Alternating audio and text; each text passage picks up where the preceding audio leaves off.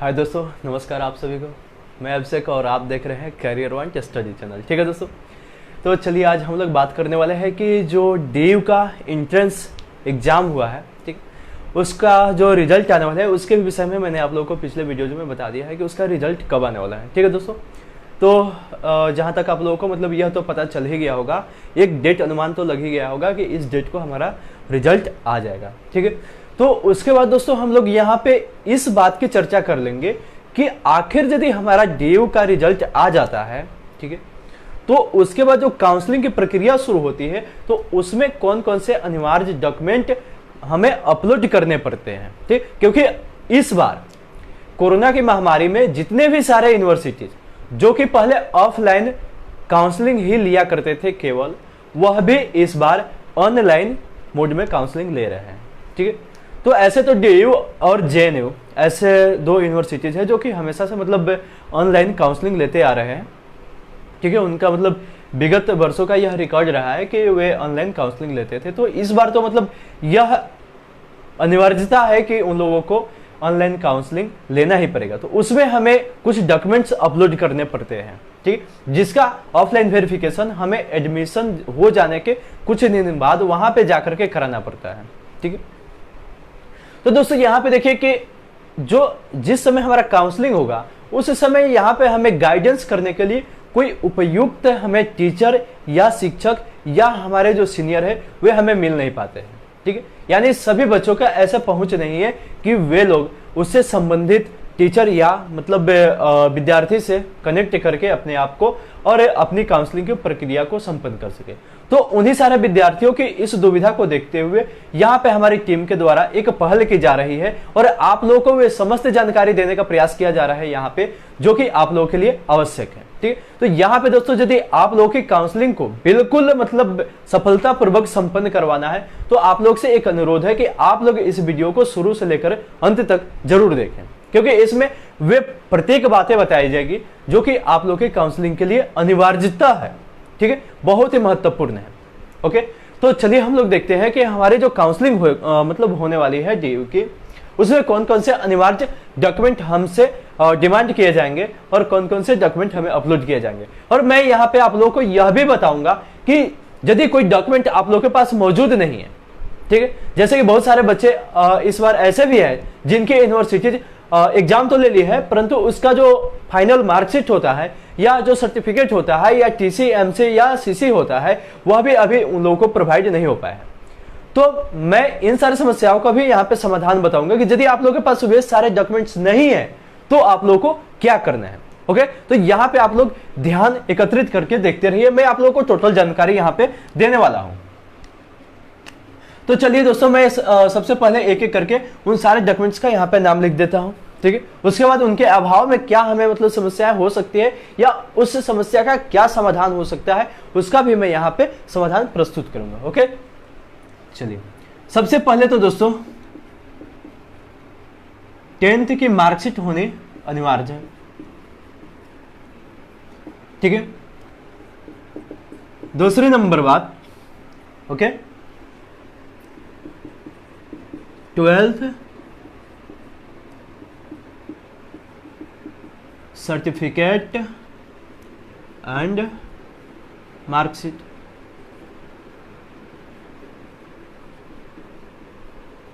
ठीक है दोस्तों, और उसके बाद यदि दोस्तों आप लोग पीजी के स्टूडेंट हैं, ठीक है,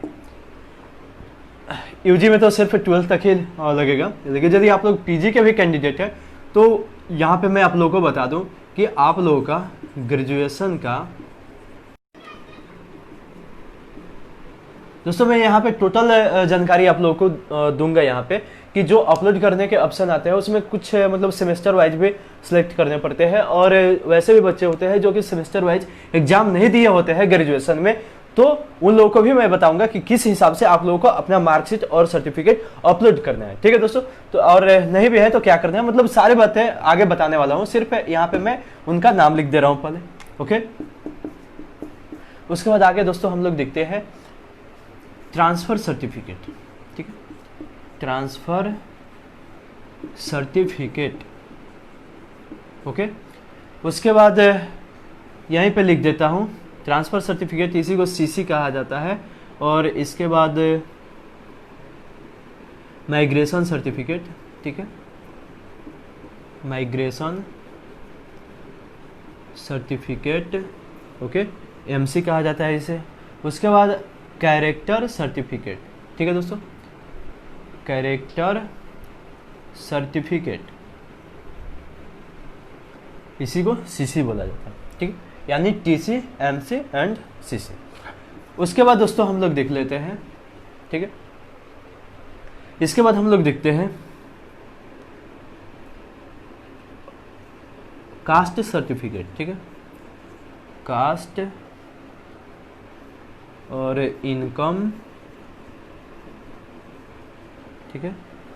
और कास्ट, इनकम, EWS, ठीक है, और डोमिसाइल, डोमिसाइल, एक आता है डोमिसाइल कम डोजियर भी, उसके भी बारे में बताऊंगा। डोमिसाइल और डोमिसाइल कम डोजियर, डोजियर, ठीक है दोस्तों, यानी caste certificate, income certificate, EWS certificate, domicile cum dossier, जो फॉर्म एक भर करके फिलअप करके हमको हम सभी को मतलब अपलोड करनी पड़ती है, उसके भी बारे में मैं आप लोगों को बताऊंगा, ओके। उसके बाद दोस्तों ध्यान रखेंगे यहाँ पे कि एक अंडरटेकिंग, ठीक है, अंडरटेकिंग फॉर्म, ठीक है, अंडरटेकिंग फॉर्म भी हम लोगों को अपलोड करनी पड़ती है यदि हम लोग ऑनलाइन काउंसलिंग कराते हैं तो, ठीक, अंडरटेकिंग फॉर्म। और उसके साथ साथ एक एनेक्सर 9 और 10 करके देता है, ठीक है, इसके बारे में बताने वाला हूँ, ठीक है। इसके बाद दोस्तों यहाँ पे ध्यान रखिए कि एंटी रैगिंग, एंटी रैगिंग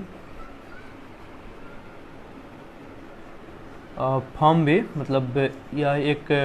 स्व प्रमाण पत्र होता है और एक पेरेंट द्वारा प्रमाणित किया होता है रहता है, ठीक है, एंटी रैगिंग फॉर्म, ठीक है, यह 2 प्रकार का होता है, एक स्टूडेंट द्वारा भी प्रमाणित किया जाता है, ओके, और एक पेरेंट के द्वारा प्रमाणित किया जाता है, ठीक, यानी जब आप लोग एंटी रैगिंग फॉर्म डाउनलोड करिएगा तो उसमें दोनों ऑप्शन वाला, एक स्टूडेंट वाला और एक पेरेंट वाला, दोनों आप लोग डाउनलोड करिएगा, ठीक। तो यहाँ पे दोस्तों आप लोग ध्यान दीजिए कि यहाँ पे मैंने कुछ आवश्यक दस्तावेजों को मैंने यहाँ पे नोट किया है, ठीक है, जिसमें पहला है 10th का मार्कशीट। अब दोस्तों यहाँ पे आप लोग ध्यान दीजिए, जो 10th का मार्कशीट है वह सभी बच्चों के लिए अनिवार्य है, ठीक है, वह क्यों? क्योंकि बहुत सारे ऐसे बच्चे होते हैं दोस्तों के उनके पास अपना बर्थ सर्टिफिकेट नहीं होता है, तो यहाँ पे यूनिवर्सिटी द्वारा थोड़ी सहूलियत प्रदान करते हुए यह सोचा जाता है कि सभी बच्चों के पास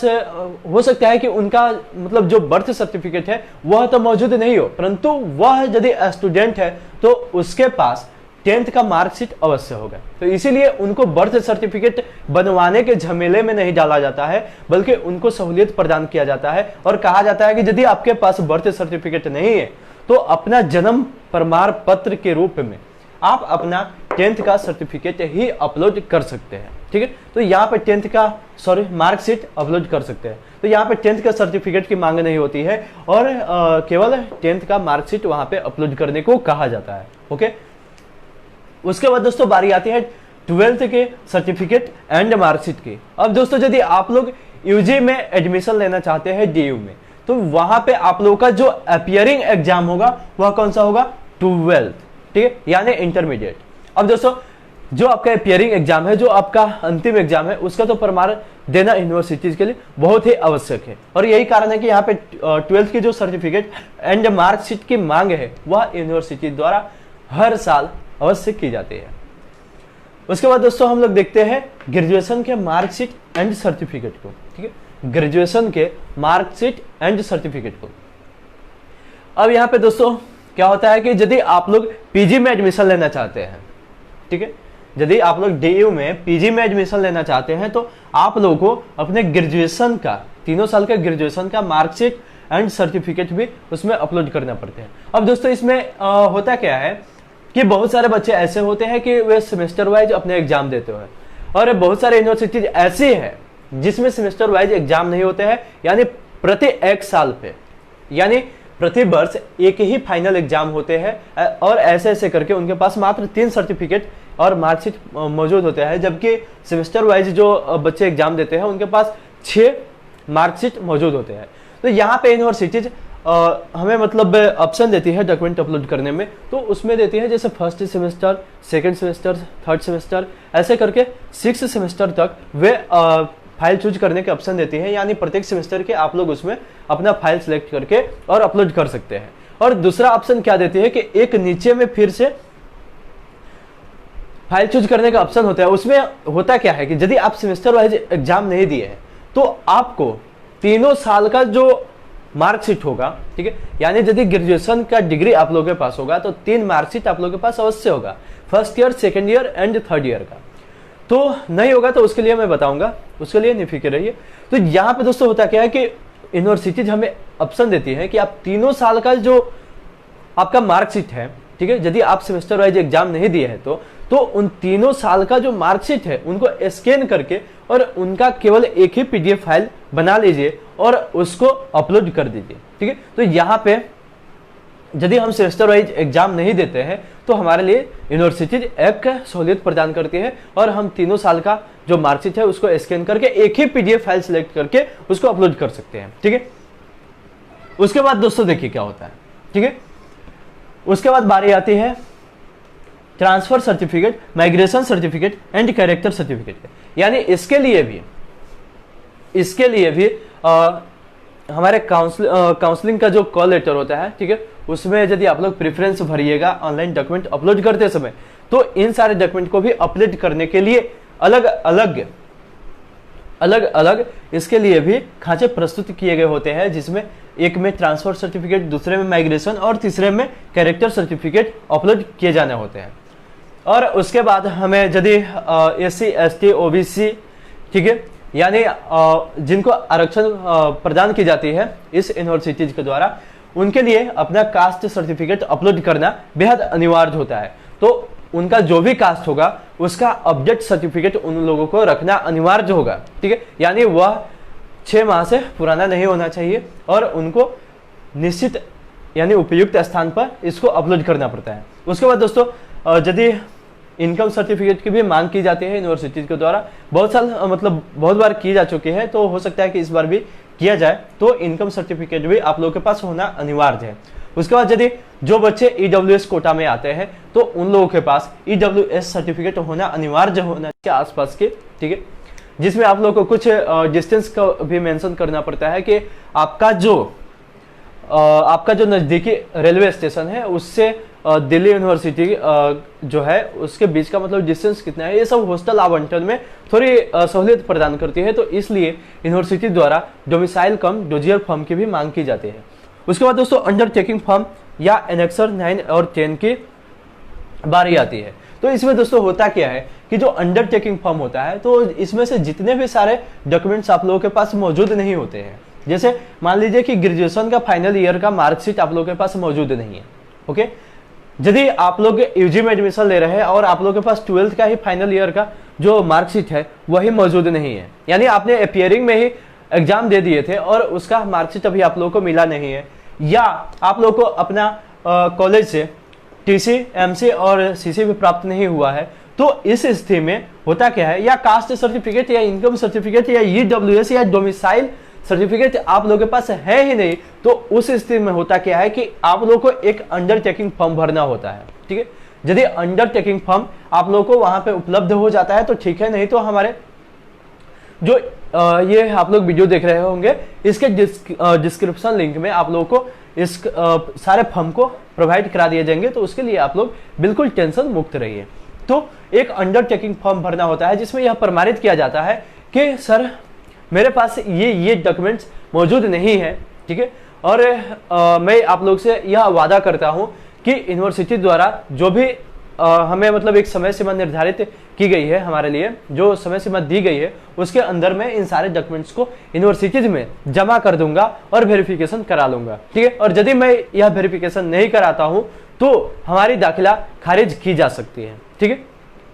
यानी आप लोगों को एक अंडरटेकिंग फॉर्म यहाँ पे भरने होते हैं। उसके बाद एनेक्सर 9 एंड 10 का एक फॉर्म आता है, ठीक है। हो सकता है कि इसमें इस बार नंबरिंग चेंज कर दिया गया हो, एनेक्सर 3 एनेक्सर 4 ऐसे करके दे दिया हो। तो मैं सिर्फ यहाँ पे यह समझाने की कोशिश कर रहा हूँ कि एक ऐसा भी फॉर्म आप लोगों को यहाँ पे फिल करना होता है जिसमें आप लोगों को यह बताना होता है कि मैंने ऑनलाइन काउंसलिंग के समय जितने भी सारे डॉक्यूमेंट अपलोड किए हैं वे सारे मेरी जानकारी के अनुसार, मेरी योग्यता के अनुसार, मेरी सक्षमता के अनुसार बिल्कुल सही है। और यदि इसमें कोई खामियां पाई जाती है तो उसके लिए मैं जिम्मेदार हूंगा, यूनिवर्सिटी इसके लिए कोई जिम्मेदार नहीं होगी। और यदि गलत पकड़ाया जाता है तो वहां पे मेरी दाखिला यूनिवर्सिटी के रूल के अनुसार खारिज भी की जा सकती है। यानी यूनिवर्सिटी अपने ऊपर किसी भी प्रकार का क्लेम बर्दाश्त करना नहीं चाहती है, ठीक है। उसके बाद दोस्तों बारी आते हैं यहाँ पे एंटी रैगिंग फॉर्म के, ठीक है। यहाँ पे दोस्तों जो एंटी रैगिंग फॉर्म होता है वह स्टूडेंट, ठीक है, वह स्टूडेंट और जो उनके पेरेंट होते हैं उन दोनों के द्वारा अभी प्रमाणित होना चाहिए। इसके लिए हमें दो एंटी रैगिंग फॉर्म को डाउनलोड करना पड़ता है। पहला जो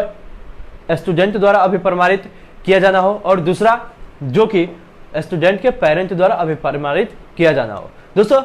हमारे वीडियो के डिस्क्रिप्शन लिंक में ये सारे भी जो फॉर्म है ये प्रोवाइड करा दे देंगे, इसके लिए आप लोग बिल्कुल निश्चिंत रहिए। दोस्तों बस मैं यहाँ पे आप लोग से कुछ बातें